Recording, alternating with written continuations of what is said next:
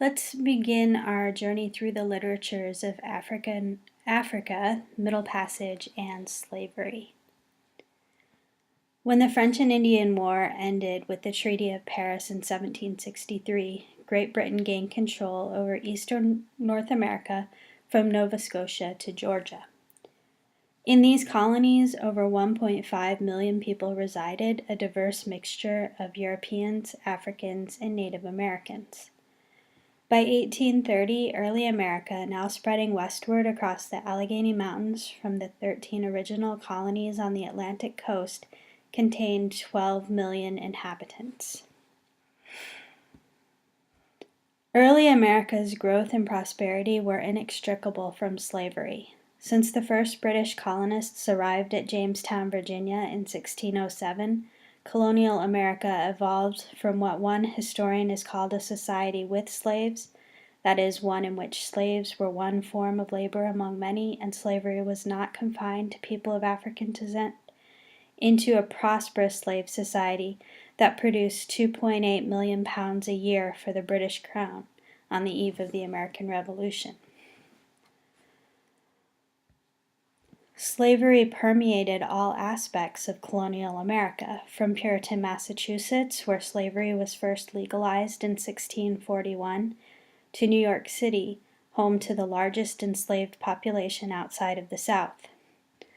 A little over a century later, in 1750, 20% of those living in North American colonies were enslaved. The majority of them, approximately 61%, lived in Virginia and Maryland, where they supplied the hard labor for the rapidly expanding tobacco economy. In 18th century America, little consensus existed over fundamental issues of liberty and slavery, independence and rule. Only 7 of the 13 colonies attended the 1754 Albany Congress, where Benjamin Franklin promoted a plan for a unified colonial government. All 7 colonies rejected the plan, and Franklin lamented that the colonial assemblies and most of the people were narrowly provincial in outlook, mutually jealous, and suspicious of any central taxing authority. Later, Southern delegates to the Continental Congress objected to Thomas Jefferson's initial draft of the Declaration of Independence over a reference to slavery being forced on the colonies by the British Crown. Even after the Treaty of Paris ended the Revolutionary War in 1783 and the American Constitution was drafted in 1787, interpretation of republicanism and the individual liberties that it signified were hotly contested along regional, class, and racial lines.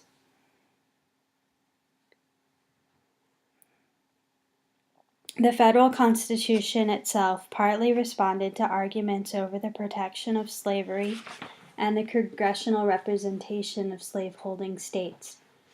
The document that resulted, based on the promises of providing for the common defense, promoting the general welfare, and securing the blessings of liberty, provided for 3/5 of all slaves to be counted in each state's congressional representation, extended the slave trade for 20 years, and allowed the federal government to aid in the recapture of fugitive slaves, all without mentioning the word slavery. By the time America emerged from the War of 1812 and entered a market revolution fueled by Southern plantations, Northern manufacturing, and westward expansion, the enslavement of peoples of African descent and the violent removal of Native Americans had become constitutive practices in a country once divided over the ideas of Republican revolution.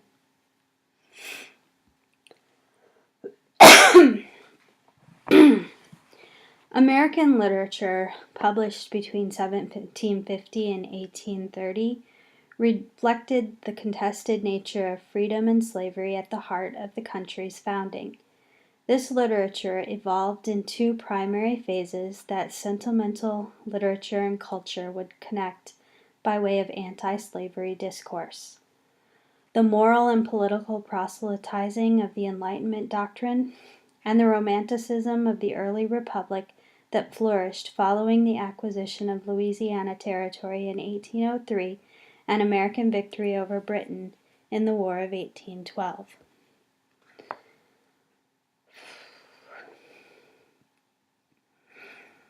The first originated in the theological exhortations of the Great Awakening, which swept through New England and beyond with George Whitefield's 1730 tour of the Atlantic seaboard.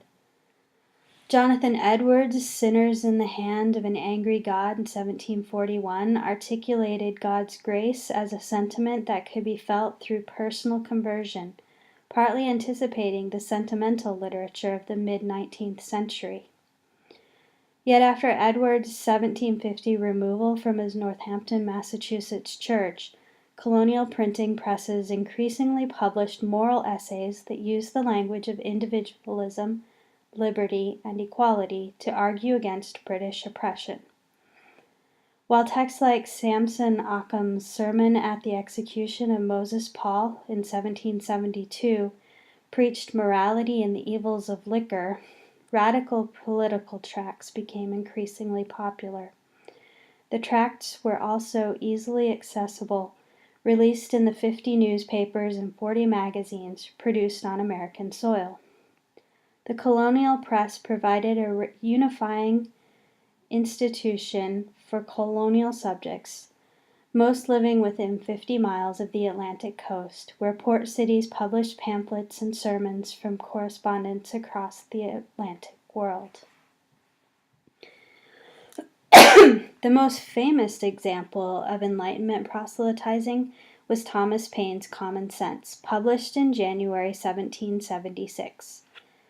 When it appeared in the newspaper, The American Crisis, Paine's appeal to love of mankind spread to cities and towns across the colonies and was read before George Washington's troops that December. With the conclusion of the War of Independence and the creation of a central government, American letters became preoccupied with defining the structural framework of a republican government, most notably through political essays known as the Federalist Papers, published in 1787 and 1788 under the pseudonym Publius by John Jay, Alexander Hamilton, and James Madison.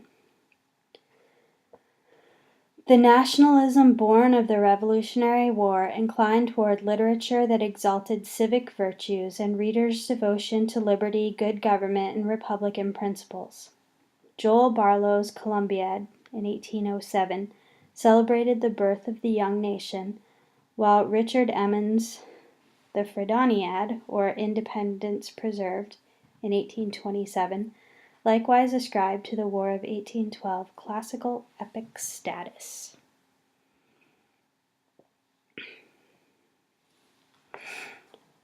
In the first decades of the 19th century, though, most Americans were more familiar with Greco-Roman history and British Romantic writers than with American authors like Benjamin Franklin or Charles Brockden Brown. Problems of accessibility plagued American literature. Most American works were scarce or incompletely printed, while British texts were printed in coastal cities within weeks of their London publications. Particularly after trade was restored following the War of 1812, European literature was readily available to American readers in newspapers in Boston. Philadelphia, New York, and Charleston had correspondents in European cities and post offices with cheap mailing rates for printed materials. After the Erie Canal was completed in 1825, the ease of trade between eastern seaboard and expanding west ensured American exposure to William Wordsworth and Samuel Taylor Coleridge, Lord George Gordon Byron, and Percy Bysshe Shelley. National copyright law was in place by 1790, but not until 1891 did writers secure the legal right to international sales of their published works. Thus, throughout most of the 19th century, American printers could publish inexpensive versions of British texts, such as those of the beloved Sir Walter Scott, without having to pay royalties.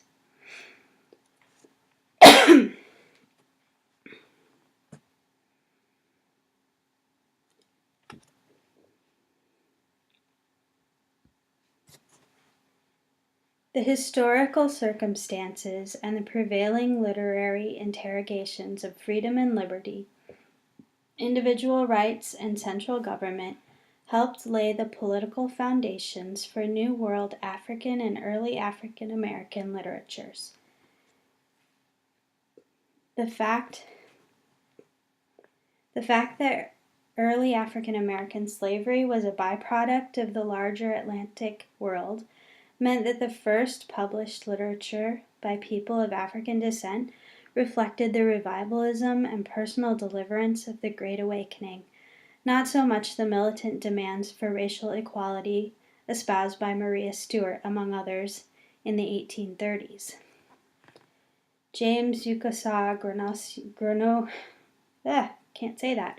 Graniosaw's 1772 autobiography, the first such text published by an African in Britain, uses the language of personal salvation and individual enlightenment to trace his journey from West Africa, where he was part of a royal family, to Dutch captivity and Christian education in colonial New York.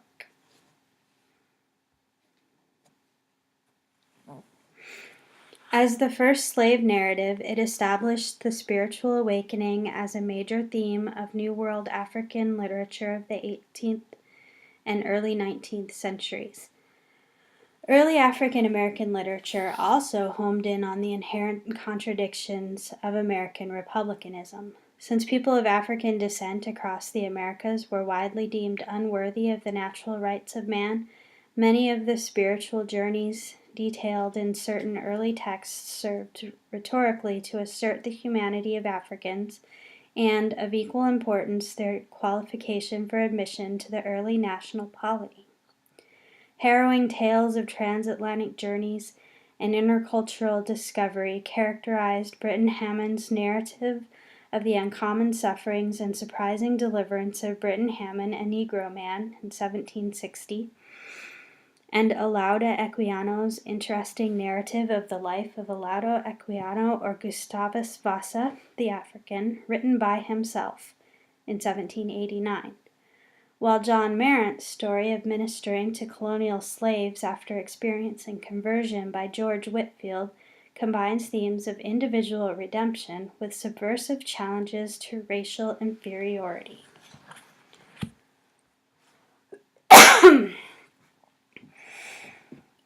Phyllis Wheatley, a young woman kidnapped from her West African homeland and sold in Boston while still a child, further inaugurated a canon with her 1773 book, Poems on Various Subjects. Although Lucy Terry, a fellow New England slave, wrote the ballad Bar's Fight in 1746, and Jupiter Hammond's An Evening Thought appeared as a broadside in 1761, Wheatley was the first African American to publish a book and receive international acclaim for her talent.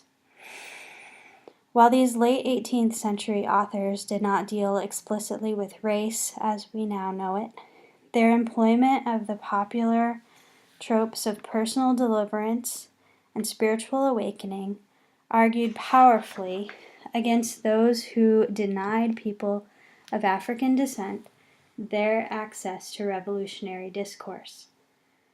These authors proved highly adept at using early print culture and Republican rhetoric to assert their rights, even as the likes of George Washington banned non-white soldiers from his colonial army in early 1775, and Thomas Jefferson justified American slavery and white supremacy in Notes on the State of Virginia, published exactly a decade later. Early African American pamphlets also typified political activism, penned as they were by male and female leaders of free black northern communities increasingly encountering racism and racial discrimination.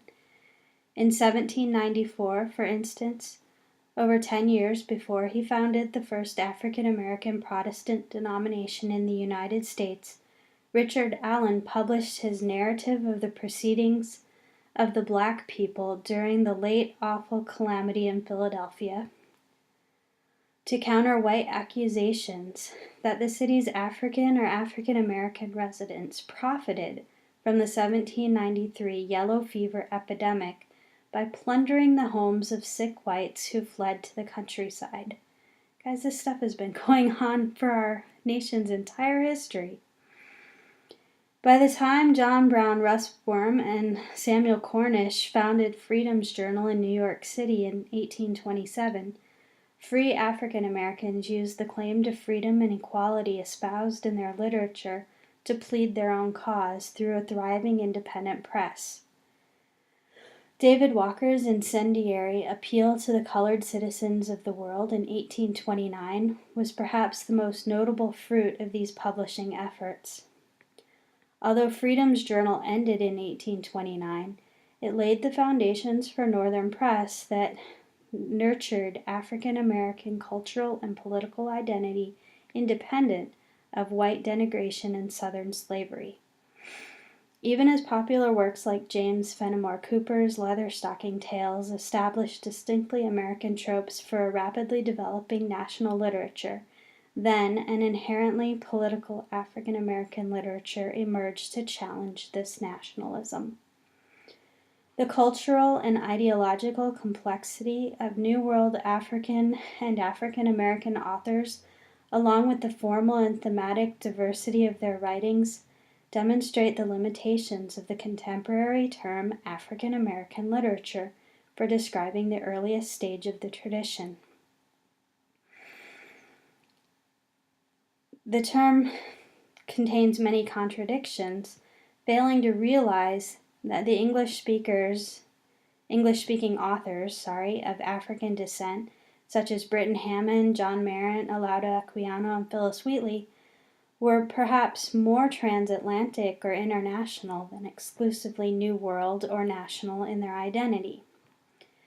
In addition to the movement enforced by the intercontinental slave trade, the voluntary travels of authors across and around the Atlantic shaped their conceptions of Africa and America.